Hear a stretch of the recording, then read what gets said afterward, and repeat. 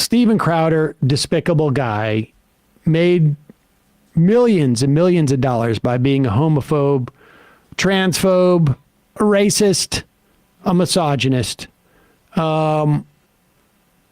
He is in some hot water now for, the way that he's been monetizing his kids in the divorce. And I mean, just what amazes me with this guy is he's been doing this for a long time. Mm-hmm. Like when Ethan Klein invited me on and we confronted him, and like he handled it so poorly.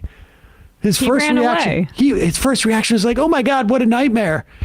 And he was trying to be sarcastic, I think, about it, but it was clear like he couldn't even manage that. And then when he admitted that he'd been monitoring our show because he was so afraid at the idea that I would come on and debate him, like, what difference does it make whether you debate me or Ethan? You could do the topics, but to admit that he had been monitoring the show was basically saying, like, I've been terrified of this happening, and it happened. He didn't even mean to admit it. He just got so scared in the moment that it just came out. How do you not have that type of self-control? And then the dude, when he's like faced with not being coddled by his, what was he, on Blaze TV, I guess? Yeah.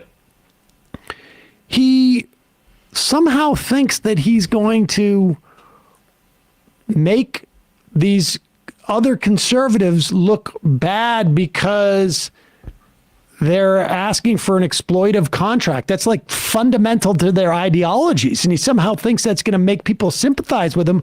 He just undercut his own ideology. And then 4 months after Candace Owens says something that hints that she might know about his divorce and the way that he acted. It's spiraling, she said. He, out of the blue, basically says, I'm going to protect my children by not talking about my divorce. And nobody was talking about his divorce. Yeah, also I picked wrong.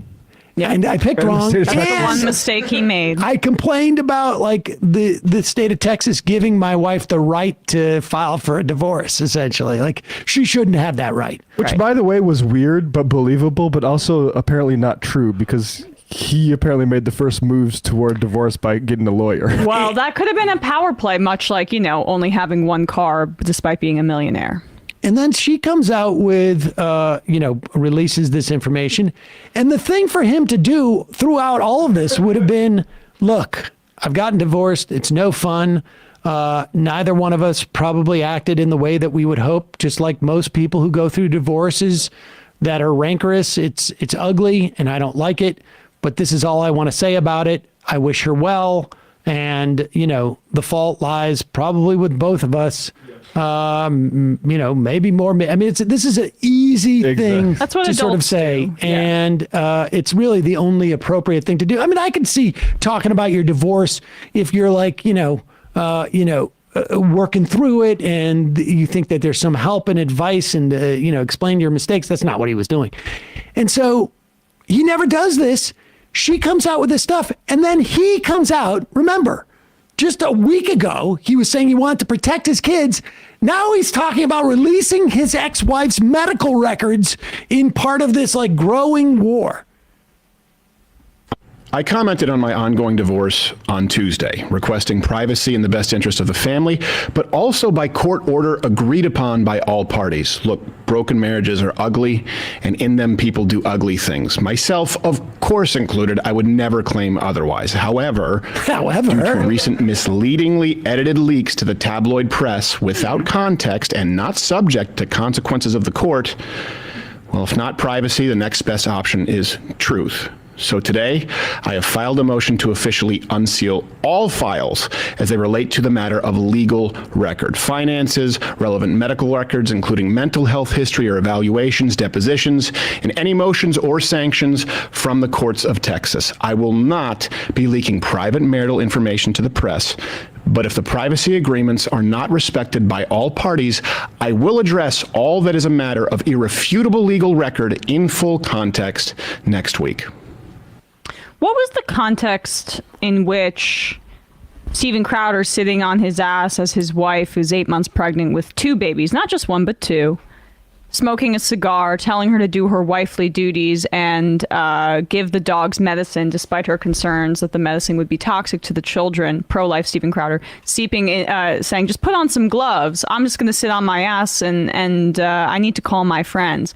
What context would that have been kind of more appropriate in? Is my question. He's going to try and say that she deserved all of it because she has mental issues.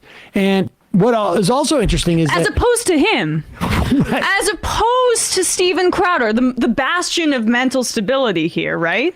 It's clear that he has an NDA of some sort, as he claims that and No it's penalties from the court. Is Yeah. like saying, can you tell my wife to shut up before I have to do more? And it's clear that the NDA that he had, or whatever agreement that they had to be quiet, was about court records and proceedings within the divorce, and not what actually went on outside of the divorce, the confines of what was raised within the legal battle.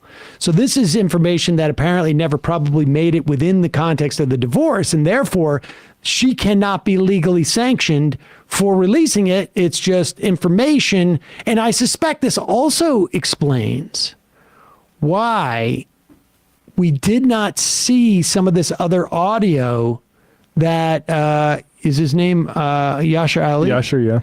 Has, because that stuff could be seen on background, and maybe she could be sanctioned if she released that. This is complete conjecture on my part. And so that's what's going on here. But the guy is going to war with his children's mother. And let's be clear here that he started this whole thing ostensibly to protect the children, and is now using his platform to target his ex-wife, really potentially jeopardizing the children in an extreme way. I mean, this is, look, in the context of divorces, I certainly am aware of stories, fortunately, to the extent that, we did anything right in our divorce, we never did this. But people will do stuff to hurt the other person that involves the children. And they'll do it in, it's done in the context of the divorce or the proceedings. And, invariably it's difficult to the children. To do it this publicly. Mm-hmm.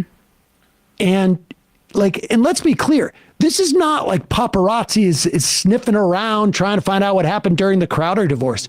He is using his children and his platform as a way of punishing her.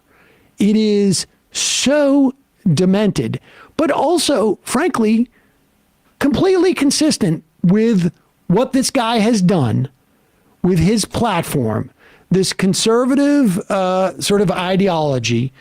We see it with libs of TikTok. We saw it with Tucker Carlson. This is what we saw it with Bill O'Reilly and Tiller. I mean, this is all part of a whole. This is not in any way unique. It's just that because his fan base is made up of people who want to attack trans people, want to attack gay people, want to attack broadly women who want any autonomy.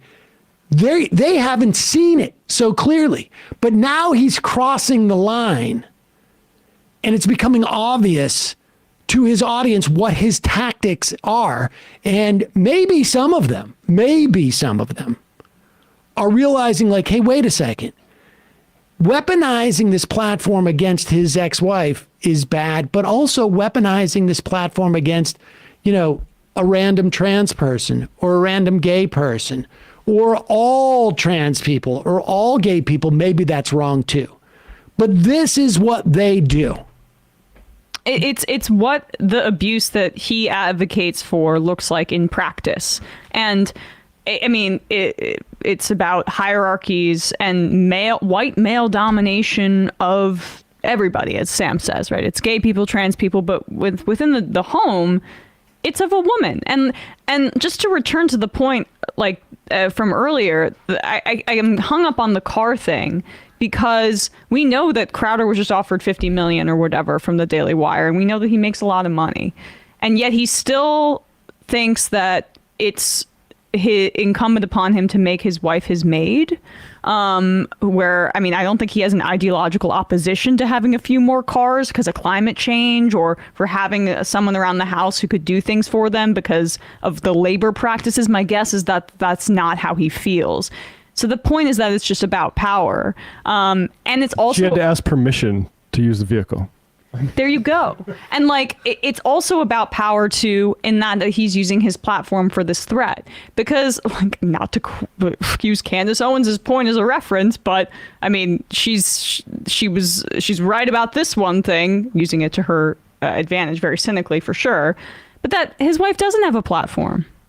Like, she doesn't have the ability to come on air and speak to I don't know how many millions of people tune into Crowder's show and speak about her grievances. Like, he took the first shot. Maybe someone in her family spoke to Yashar Ali and said that out there. But the point is that he made it public to monetize it.